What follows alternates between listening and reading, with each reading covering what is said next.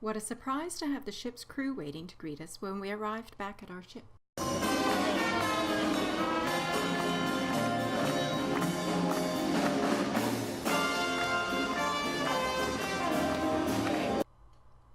During a day at sea, there was a country fair on the pool deck, presented by the officers, staff, and crew.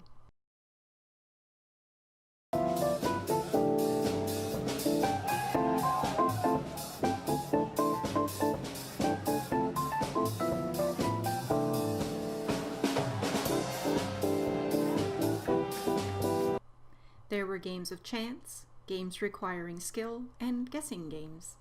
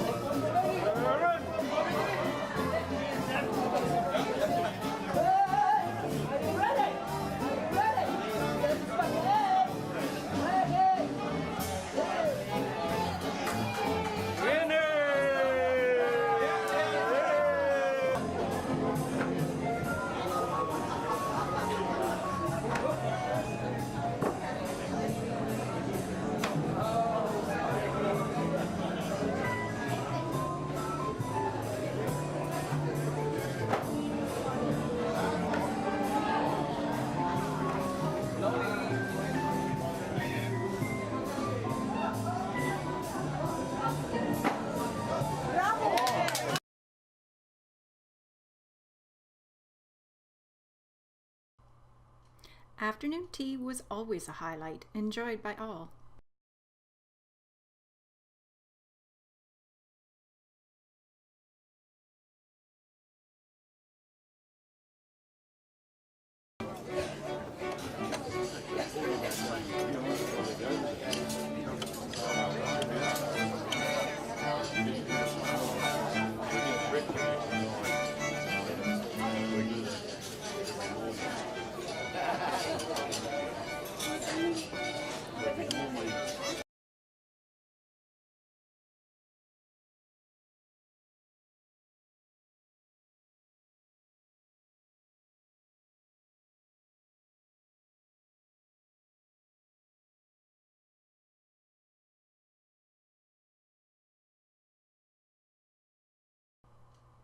The guest entertainer, pianist Tian Zhang, has performed in 30 cities in the USA, plus Europe and Asia.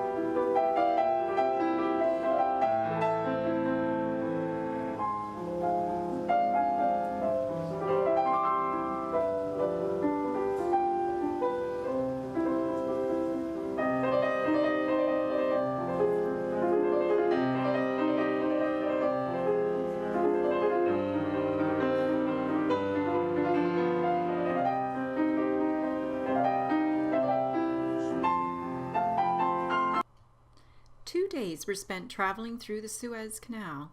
The first thought of having a canal to join the Red Sea to the Mediterranean was in BC times. Because of unrest in the area, we were followed by a police boat and helicopter.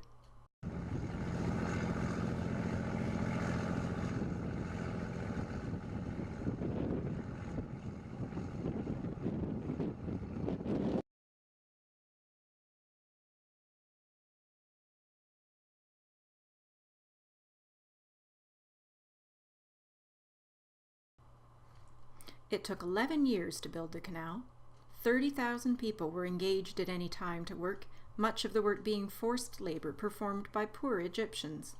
It was built 1859 to 1869 and was reopened in 1978 when the war ended. It is 120 miles long and 673 feet wide. It takes 11 to 16 hours to cross through. Tourism, then the canal fee, is the highest income for Egypt. A cruise ship pays between $150,000 and $300,000 to pass through the canal. In 1966 to 2006, the canal was widened in stages.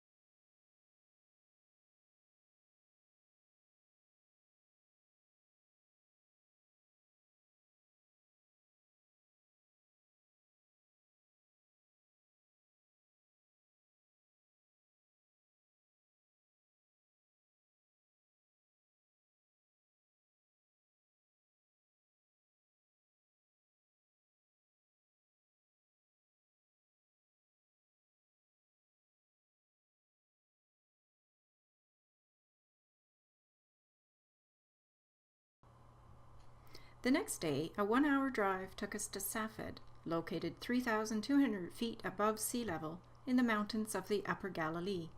Safed, which means overlook, is the highest city in Israel and was founded in the 2nd century AD during Roman times. In 1837, the town was destroyed by an earthquake. There was a vibrant artist colony there. We wished we had more time to explore the narrow cobblestone streets.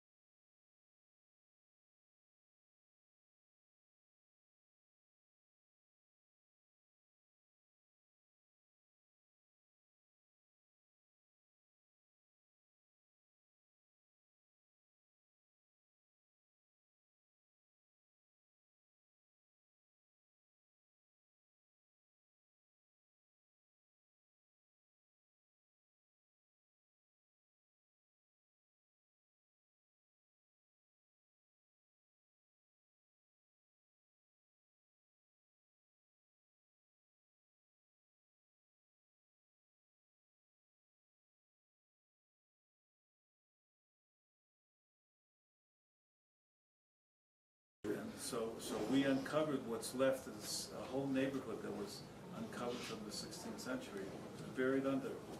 This includes a bakery and a mikveh and a bathhouse and a whole neighborhood. And now the government, part of this project to make Tzfat as a spiritual center, is we're supposed to build a 16th century village, and where everyone's going to come in. All you guys are going to come in a couple of years. Hopefully, you all come back, and and it's our job to give you a spiritual experience.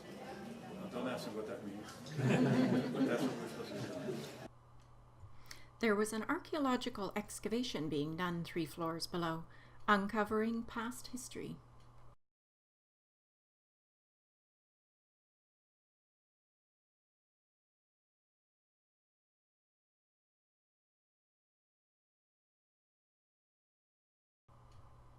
Our local guide took us to the Holy Ark in the ancient synagogue.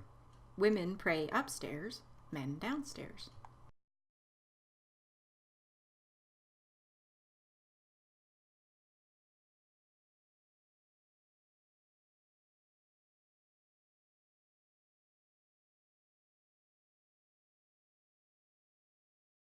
You know, a lot of Americans came over here from, you know, from the big country, from the land of opportunity, and they live now in small houses made of stone, and they're very happy here because spiritually they are richer than living in Denver or whatever.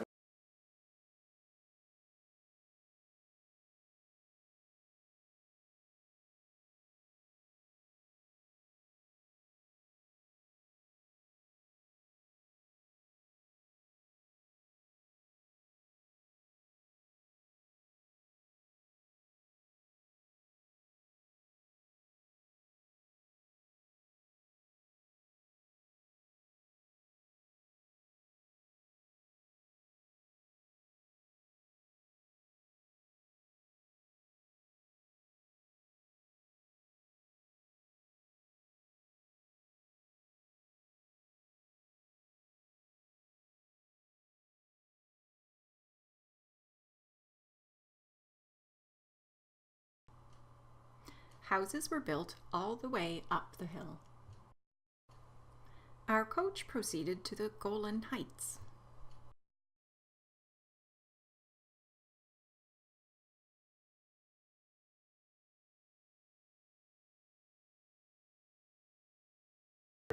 Almost 20,000 tons of olive oil in Israel.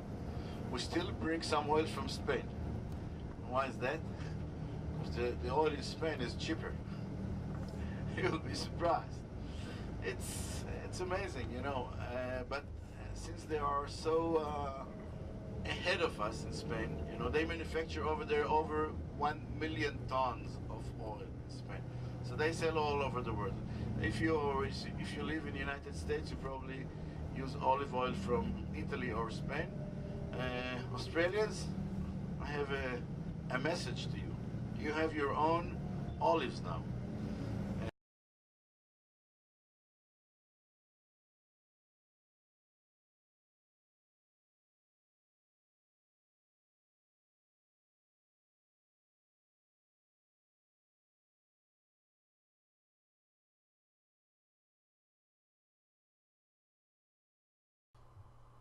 Our lunch today was in a kibbutz, the first in Jerusalem.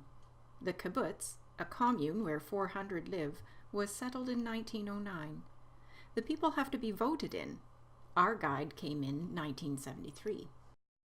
Also, so people work according to what their job would take. We had to hire somebody to do their job.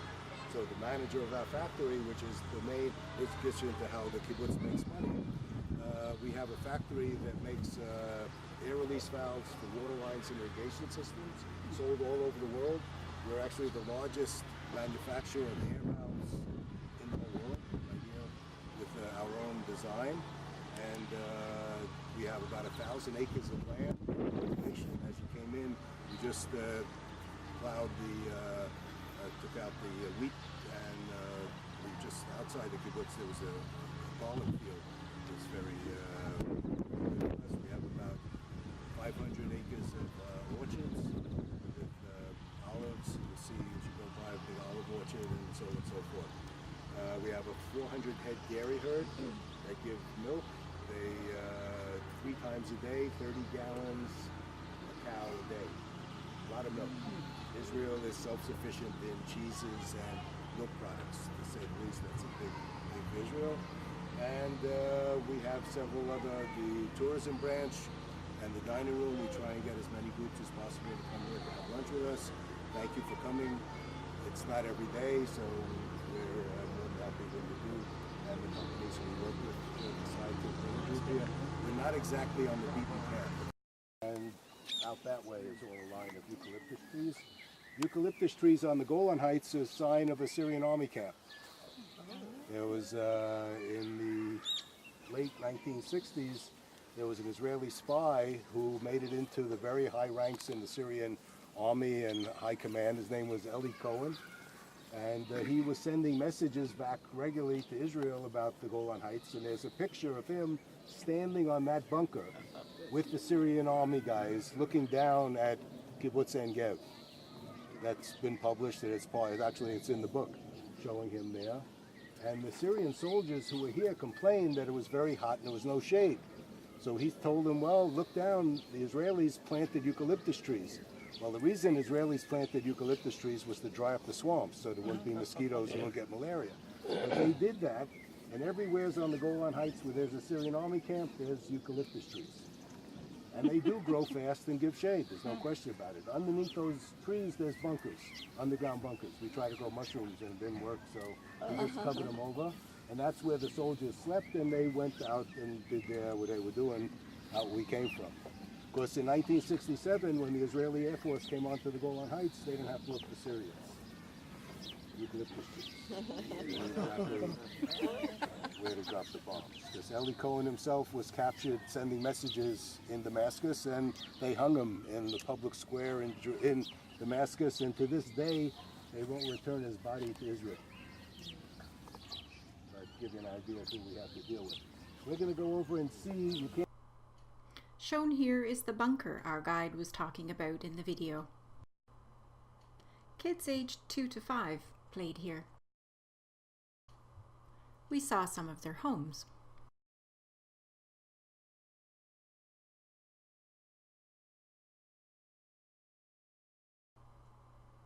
There were views of the Sea of Galilee and area.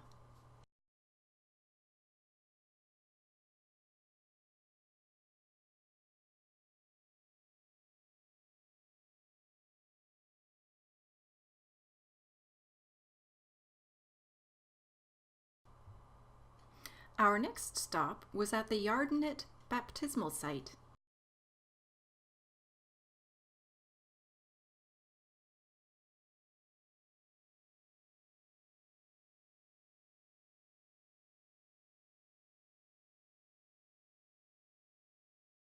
They found it in nature. It has a lot of copper in it. This is why it's green. But when you polish it, this is what you get. Malachite.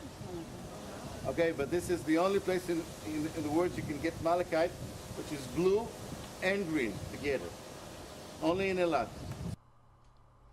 In the naturally scenic and symbolic setting, pilgrims from around the world come to perform baptismal ceremonies. People sing before going into the river.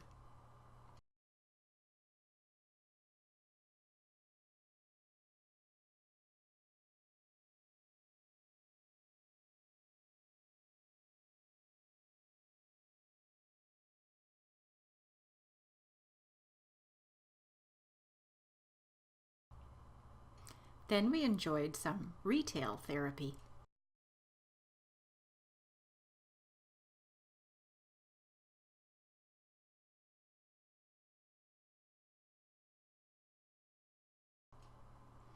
The views from our coach were interesting on our way to the city of Haifa, Israel.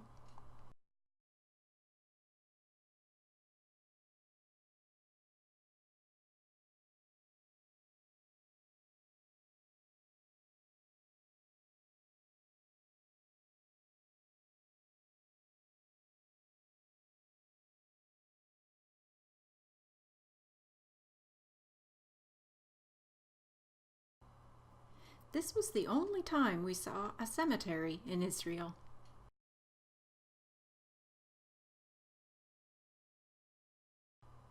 From the top of Mount Carmel, we had a great view of Haifa and its bay. Nazareth was our next destination.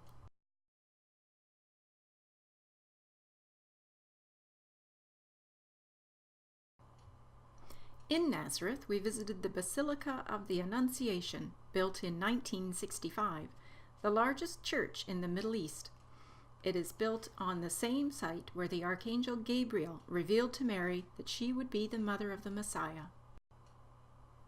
The bronze doors tell the story of the 33 years Jesus spent on earth.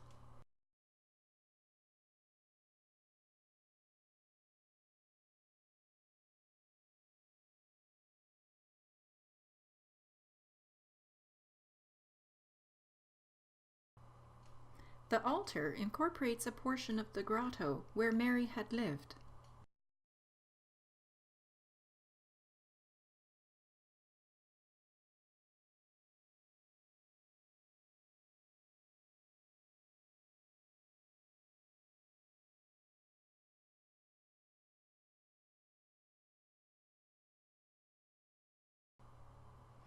A remarkable 170-foot high cupola that rises high above the upper church adds to the basilica's grandeur and allows the interior to be illuminated with natural light.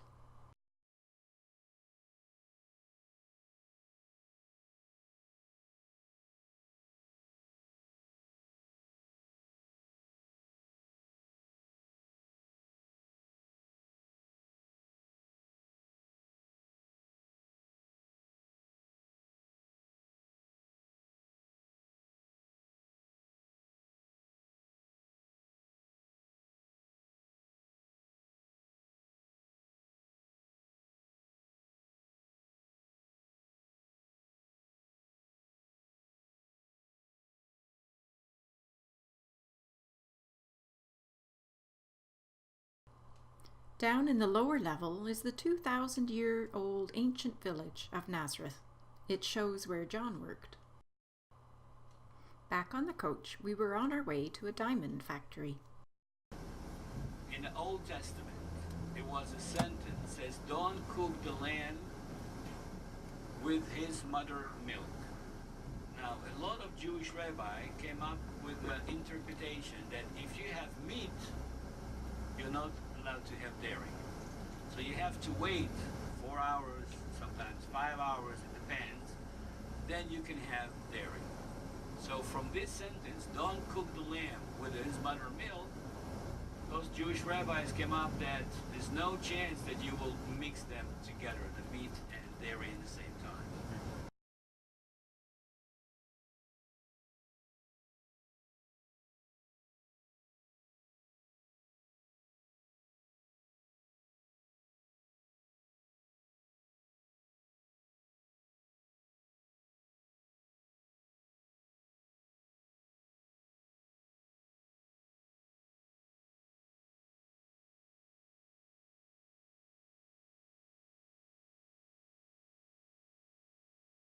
Okay, diamonds come from all over the world. From Canada, we've got Canadians here, I heard.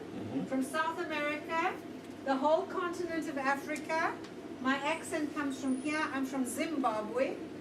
They come from Siberia, in Russia, and Australia. Australians amongst us. All these diamonds go to the De Beers Company in London, England. And they're then sent around the world to be olive oil and diamond dust on our wheels. We no longer hand turn it. We now work with electricity, but even with the electricity, it takes 8 hours to cut a 1-carat diamond. Let's cut across.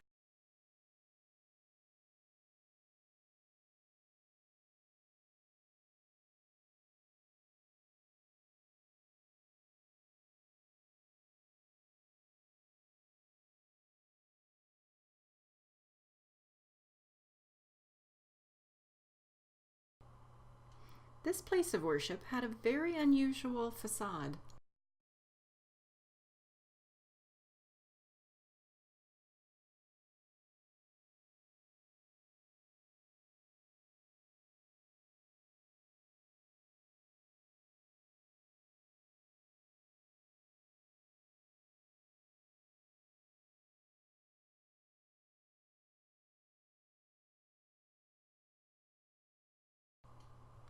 We stopped at a lookout for a view of the Sea of Galilee.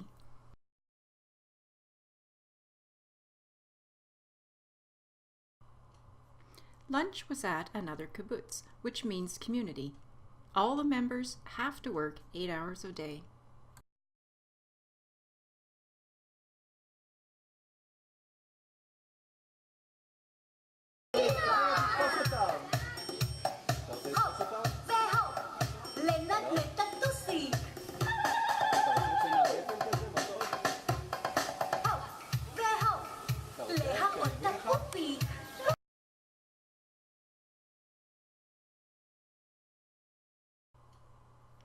Mount Tabor is the site of the Transfiguration, where Jesus appeared to his disciples.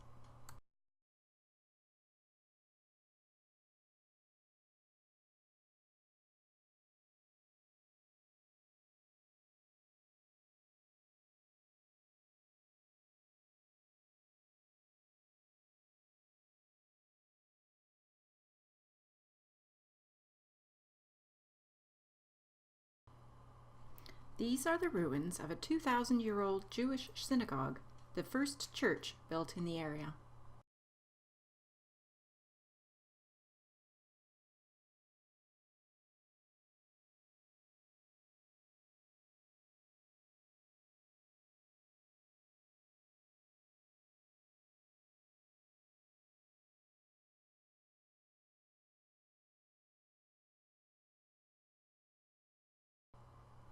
This is a different view of the Sea of Galilee.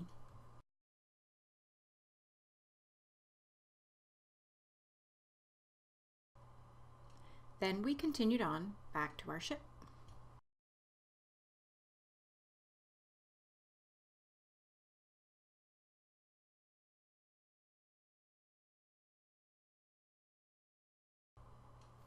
The music at afternoon tea was relaxing. A gala tea time was delicious.